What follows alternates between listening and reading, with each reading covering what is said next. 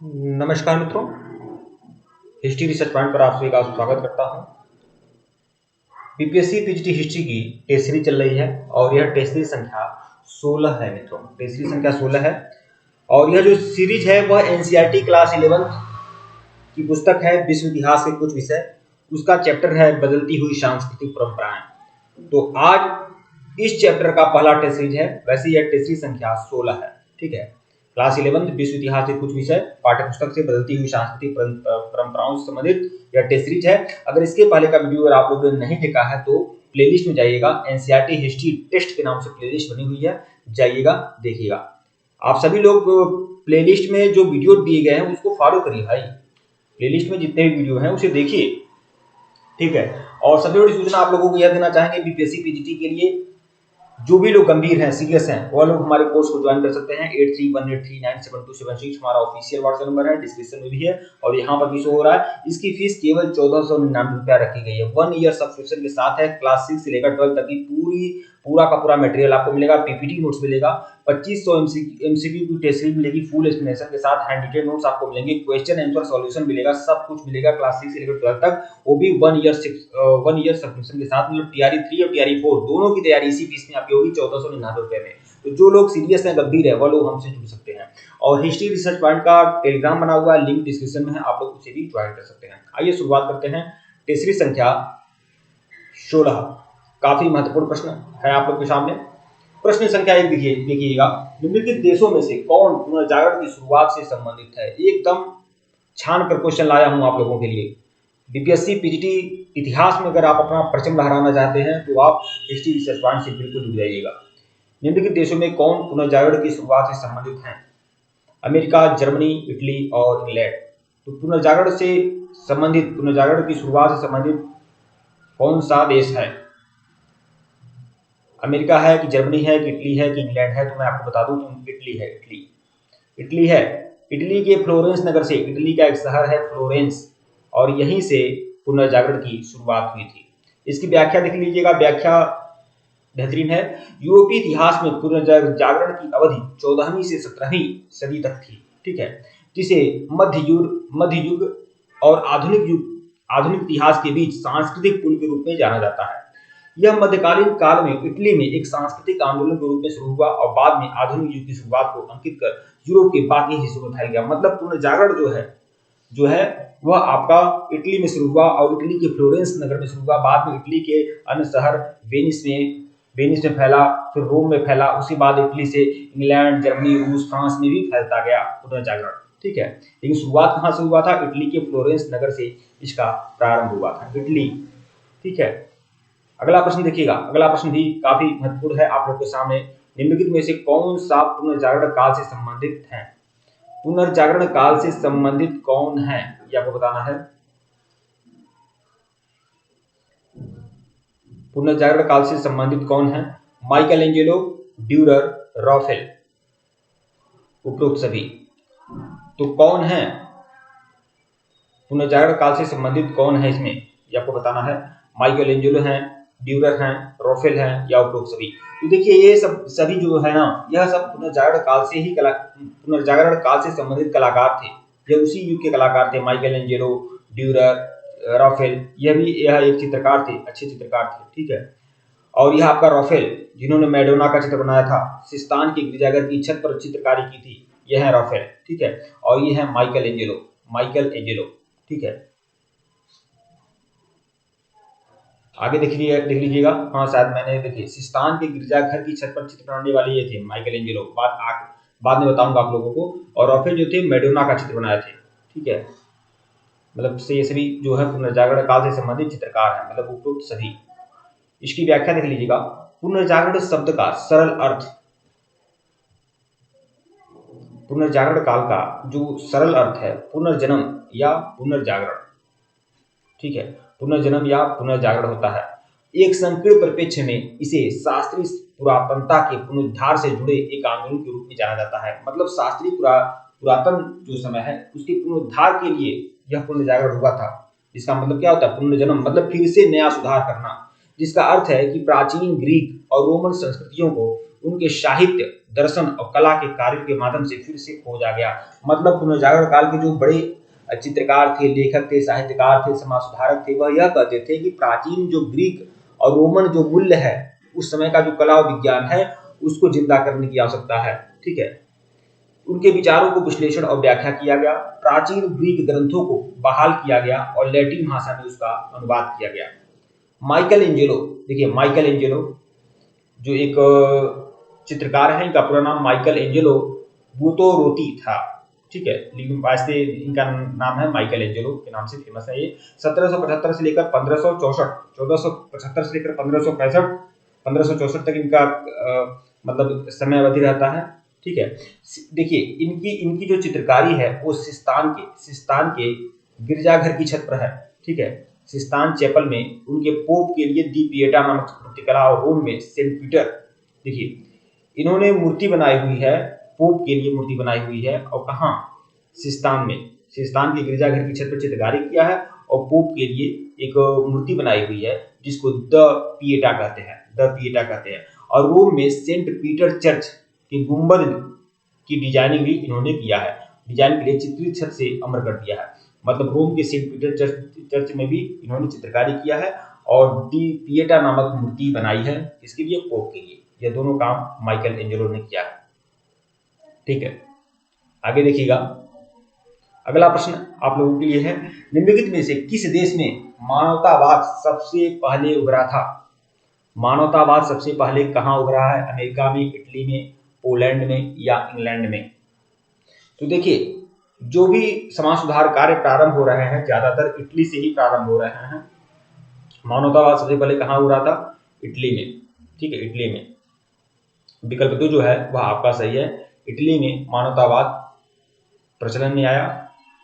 ठीक है, मानवतावादी का मतलब देखिए मानवतावादी कहते क्या थे? मानवतावाद सीधे यह कहता है कि प्राचीन जो धर्म है, अंधविश्वास है, इससे ऊपर उठकर वैज्ञानिकता की बात किया जाए, तर्क की बात किया जाए, मानव केंद्र में होना चाहिए धर्म बाद में, ऐसा मानवतावादी कहते थे।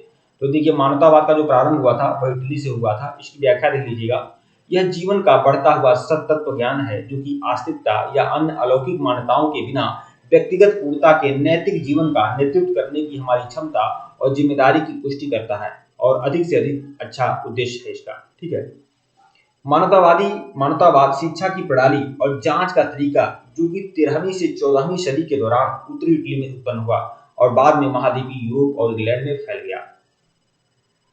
ठीक है, अगला प्रश्न देखिएगा, मानवतावादियों के अनुसार अवधिकरण क्रम के गलत युग्म का चयन करिए।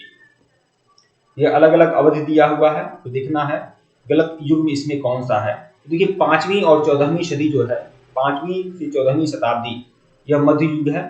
ठीक है, 5वीं से जो 9वीं सदी है वह आपका अंधकार युग है। ठीक है, फिर 9वीं से 11वीं जो कार्यकाल है वह प्रारंभिक मध्य युग, फिर 11वीं से 14वीं जो है आधुनिक युग।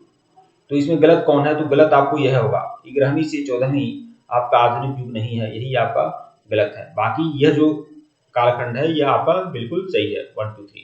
इसकी व्याख्या देख लीजिएगा, यहाँ पर व्याख्या बहुत ही अच्छे तरीके से किया गया है।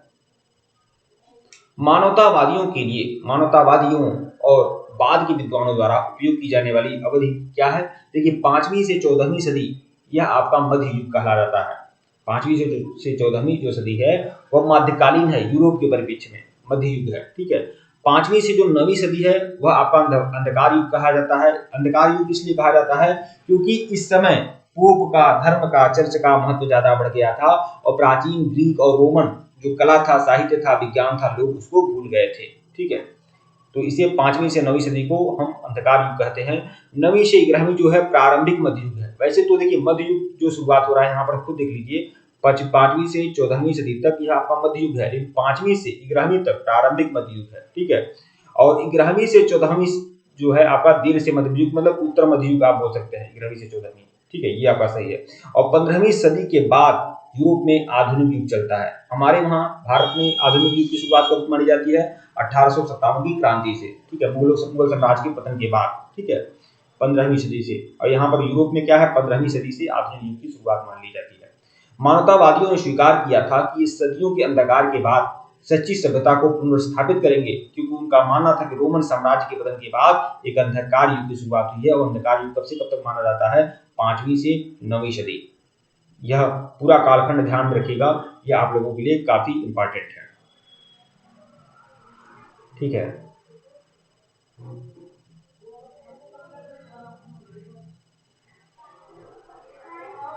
यहाँ पर अगर आप लोग नहीं समझे होंगे तो मैं बता दूं, यह माइकल एंजेलो है।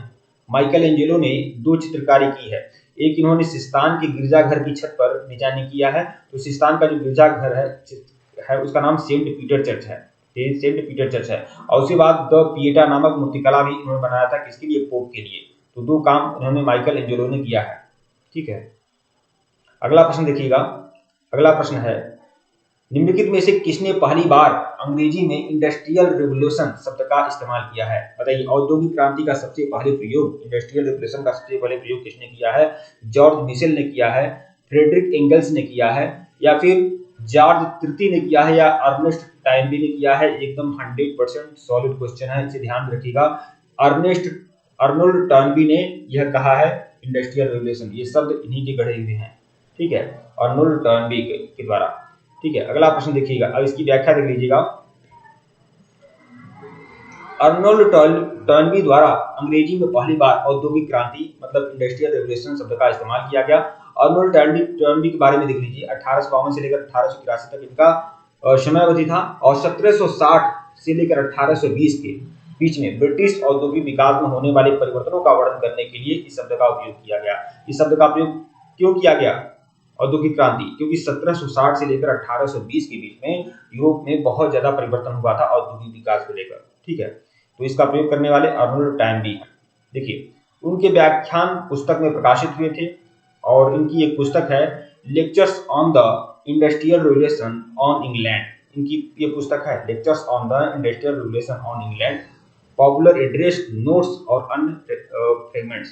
तो इस पुस्तक से क्या मिला है, इस पुस्तक से यह सब चीजें मिली है। क्यों मिलाकर एक पुस्तक का नाम lectures on the industrial revolution on England, ये किसी पुस्तक है, अर्नोल्ड टर्नबी की पुस्तक है, और इन्होंने ही सबसे पहले इंडस्ट्रियल रिवोल्यूशन शब्द गढ़े थे। तो ये बातें ध्यान में रखिएगा।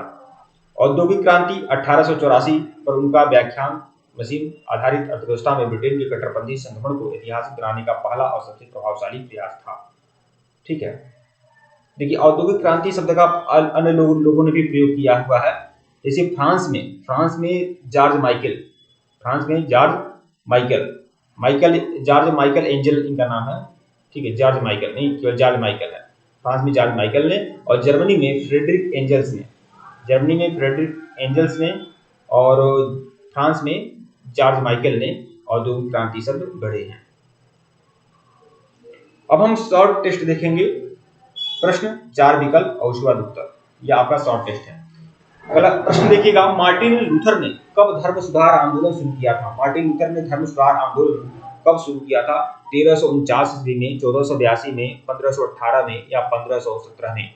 धर्म सुधार आंदोलन मार्टिन लूथर ने कब शुरू किया था? तो यह शुरू किया था 1517 में, मतलब विकल्प डी जो है वह आपका सही है। अगला प्रश्न देखिएगा, जेफरी चौसर जेफरी चौसर ने किस प्रसिद्ध पुस्तक की रचना की थी? जेफरी चौसर की पुस्तक कौन सी है? यूटोपिया है, दी प्रिंस है, दी कैंटरबरी टेल्स है, या प्रेस ऑफ फॉली है? तो दी कैंटरबरी टेल्स ये किसी पुस्तक है? जेफरी चौसर की पुस्तक है। प्रेस ऑफ फॉली किसकी पुस्तक है? तो यह आपका इरास्मस की पुस्तक है, प्रेस ऑफ फॉली, ध्यान रखिएगा। द प्रिंस किसकी है? मैकियावेली की है। ठीक है, यूटोपिया किसकी है? टॉमस मूर की है। तो देखिए, एक साथ आप लोग के इतने क्वेश्चन हो गए, ये आप लोग को महत्वपूर्ण है। और जेफरी चौसर को ध्यान रखिएगा, दी कैंटरबरी टेल्स इनकी प्रसिद्ध पुस्तक है। अगला प्रश्न देखिएगा, छापखाना का आविष्कार किसने किया था? छापखाना का आविष्कार करने वाले कौन हैं? ऑप्शन तो 4 है, लेकिन छोड़िए, मैं 2 ही ऑप्शन में आप लोगों को बताने को बोल रहा हूँ। छापखाना का आविष्कार करने वाले कौन है? Gutenberg, Machiavelli. तो गुटेनबर्ग हैं छापखाना का आविष्कार करने वाले। कौन है? गुटेनबर्ग। यह भी आपका 100% बेहतरीन प्रश्न है, ध्यान में रखिएगा। देखिए, जो भी लोग हमारे सीरीज को ज्वाइन करना चाहते हैं ज्वाइन कर सकते हैं। 2500 एमसीक्यू की सीरीज मिलेगी, वो भी फुल एक्सप्लेनेशन के साथ, तथा 6 से लेकर 12 तक का पूरा हैंड डिटेल नोट्स मिलेगा, पीपीटी नोट्स मिलेगा, लेक्चर्स वीडियो मिलेगा। जिनको भी ज्वाइन करना है वो लोग ज्वाइन कर सकते हैं। इसकी फीस केवल 1499 रुपया रखी गई है। हमारा ऑफिशियल व्हाट्सएप नंबर डिस्क्रिप्शन में भी है, और यहाँ पर भी शो हो रहा है, यहाँ पर भी मैं बता दे रहा हूँ, यह हमारा ऑफिशियल व्हाट्सएप नंबर 18397276। ठीक है, अगले प्रश्न पे आइएगा। प्रश्न 4 देखिएगा, दी प्रिंस का लेखक कौन है? Niccolo Machiavelli, sir Thomas More, Donatello, Martin Luther. तो द प्रिंस के लेखक जो हैं वह है मैकियावेली। भारत का मैकियावेली किसे कहा जाता है? पश्चिम के लोगों ने भारत का मैकियावेली चाणक्य को कहा है। ठीक है, विकल्प जो है आपका सही है। प्रश्न 5 देखिएगा, पुनर्जागरण किस देश से प्रारंभ हुआ? किस देश से प्रारंभ हुआ था पुनर्जागरण, बताएं? इंग्लैंड से या इटली से? तो हमने आपको बताया है कि इटली के फ्लोरेंस नगर से, इटली का एक शहर है फ्लोरेंस, वहां से पुनर्जागरण की शुरुआत हुई थी। ठीक है, अगर देश पूछ रहा है तो इटली, और वो भी नगर भी पूछ दे रहा है तो इटली के फ्लोरेंस नगर से और पुनर्जागरण की शुरुआत हुई थी। एकदम इंपॉर्टेंट है, ध्यान रखिएगा। प्रश्न 6 देखिएगा, आधुनिक युग का पुनर्जागरण युगीन प्रमुख राजनीतिक चिंतक। आधुनिक युग का पुनर्जागरण युगीन प्रमुख राजनीतिक चिंतक कौन है? मैकियावेली, दांते, हॉब्स या इनमें से सभी? तो ये है इनमें से सभी। विकल्प डी जो है वह आपका सही है। प्रश्न 7 देखिएगा, फ्रांसीसी क्रांति कब हुई थी? 1789 में, 1788 में, 1811 में या 1889 में? फ्रांसीसी क्रांति कब हुई थी? 4 ऑप्शन है आप लोग के सामने। तो फ्रांसीसी क्रांति जो आपकी हुई थी वह 1789 में होती है। विकल्प ए जो है वह आपका सही है। एकदम चुन कर प्रश्न आप लोगों के लिए लाया हूं, इसे आप जरूर ध्यान में रखिएगा। अगला प्रश्न देखिएगा, चर्च को प्रतिवर्ष कृषकों से, देखिए, चर्च को प्रतिवर्ष कृषकों से अपनी उपज का कितना प्रतिशत भाग लेने का अधिकार था? तो चर्च एक प्रकार का टैक्स लगाता था सामान्य लोगों पर, टीथ नाम का कर था, और यह उपज का कितना होता था? 1/10 होता था, उपज का 10वां भाग। विकल्प बी जो है वह आपका सही है। कर का नाम ध्यान रखिएगा, टीथ। ठीक है, प्रश्न 9 देखिएगा, धर्म सुधार आंदोलन का जन्मदाता कौन था? मार्टिन लूथर, जॉन विकी, गिबर्ट टी या इनमें से सभी? धर्म सुधार आंदोलन का जन्मदाता बताएं? धर्म सुधार आंदोलन का जन्मदाता कौन था?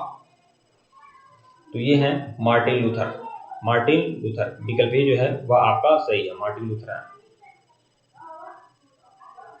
अगला प्रश्न देखिएगा, प्रश्न संख्या 10, जोटो किस देश का महान चित्रकार था? तो जोटो जो था किस देश का महान चित्रकार था? जर्मनी का, फ्रांस का, ऑस्ट्रेलिया का या इटली का? जोटो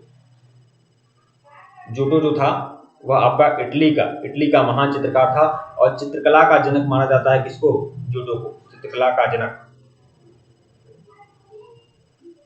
ठीक है, जोटो को माना जाता है। विकल्प डी जो है वह आपका सही है, इटली का था जोटो। प्रश्न 11 देखिएगा, इंग्लैंड ही नहीं यूरोप के विश्वविख्यात कवि एवं नाटककार विलियम शेक्सपियर की कृति कौन सी है? बताएं? तो इंग्लैंड ही नहीं यूरोप के विश्वविख्यात कवि एवं नाटककार विलियम शेक्सपियर की पुस्तक कौन सी है? तो विलियम शेक्सपियर का जो समय अवधि है ध्यान रखिएगा, 1564 से लेकर 1616 तक यह इनकी समय अवधि है, और इनकी यह समय अवधि है। और इन्होंने कौन सी पुस्तक लिखी थी? हेमलेट। हेमलेट इनकी पुस्तक है। रोमियो एंड जूलियट भी है और मैकबेथ भी है। ठीक, ये सब तीनों रचनाएं इन्हीं की है, मतलब इनमें से सभी, ये सभी इनकी रचनाएं हैं। विकल्प डी जो है आपका सही है। प्रश्न संख्या 12 देखिएगा, जर्मनी में किसानों का विद्रोह कब हुआ था? जर्मनी में किसानों का विद्रोह कब हुआ था? बताएं? जर्मनी में किसानों का विद्रोह कब होता है? 1517 में, 1525 में, 1582 या 1582? ठीक है, कब हुआ था? तो यह आपका 1525 में जर्मनी में किसानों का विद्रोह होता है। विकल्प बी जो है वह आपका सही है। प्रश्न संख्या 13 देखिएगा, सिस्तान मैडोना नामक प्रसिद्ध चित्र किसके द्वारा बनाया गया है? तो मैडोना का चित्र किसने बनाया था? रॉफेल ने, लिबर्टी ने, बेलास्केज ने या रिबेक ने? तो रॉफेल ने बनाया था, रॉफेल इनका पूरा नाम था, और इन्होंने मैडोना का चित्र बनाया था। विकल्प जो है वह आपका सही है। प्रश्न संख्या 14 देखिएगा, पुनर्जागरण काल के प्रमुख मूर्तिकार कौन थे? पुनर्जागरण काल के जो प्रमुख मूर्तिकार थे वह कौन थे, ये बताना है आपको।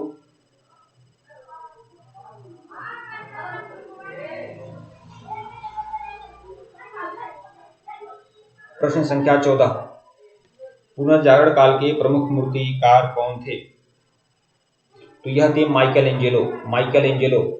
एंजेलो ने ही तो पोप के लिए एक मूर्ति बनाई थी, द पाइटा, और उन्होंने सिस्तान के गिरजाघर की छत पर भी चित्रकारी की थी। ठीक है, तो पुनर्जागरण काल के प्रमुख मूर्तिकार कौन थे? तो यह थे माइकल एंजेलो। विकल्प ए जो है वह आपका सही है। प्रश्न संख्या 15 इस सीरीज का सबसे आखिरी प्रश्न। तो यह आपका सीरीज का सबसे आखिरी प्रश्न है। और रक्त प्रवाह के सिद्धांत का प्रतिपादन किसने किया था? कोपरनिकस ने, विलियम हार्वे ने, नेपियर ने या दांते ने? तो विलियम हार्वे। रक्त प्रसंचरण तंत्र की खोज किसने किया था? विलियम हार्वे ने। रक्त प्रवाह के सिद्धांत का प्रतिपादन किसने किया था? विलियम हार्वे ने। तो विकल्प बी जो है वह आपका सही है। ठीक है मित्रों, वीडियो को लाइक और चैनल को सब्सक्राइब करेगा, टेलीग्राम को बिल्कुल ज्वाइन करेगा, लिंक डिस्क्रिप्शन में दिया गया है। अगर इसके पहले का वीडियो नहीं देखे हैं तो प्लेलिस्ट में जाइएगा, एनसीईआरटी हिस्ट्री टेस्ट क्लास 11 के नाम से प्लेलिस्ट बनी हुई है, जाइएगा देखिएगा। और यह हमारा ऑफिशियल व्हाट्सएप नंबर है, आप लोग देख सकते हैं, यह हमारा ऑफिशियल व्हाट्सएप नंबर 8318397276। और अगर आपको बीपीएससी पीजीटी का कंप्लीट कोर्स चाहिए तो आप लोग हमारे ऑफिशियल व्हाट्सएप नंबर पर मैसेज कर सकते हैं। केवल 1499 रुपए का कंप्लीट कोर्स है, यह हमारा ऑफिशियल व्हाट्सएप नंबर है। ठीक है मित्रों, धन्यवाद आप लोगों को। और बहुत सारे ऐसे लोग होते हैं जिनको कोर्स लेना भी नहीं रहता है, तब भी मैसेज करते हैं। भाई यहाँ पर मैं बता दे रहा हूँ, ये कोर्स की फीस भी बता दिया, मोबाइल नंबर भी बता दिया, तो अगर आप सीरियस हैं, गंभीर हैं, तब आप आया करिए ना। ठीक है मित्रों, धन्यवाद।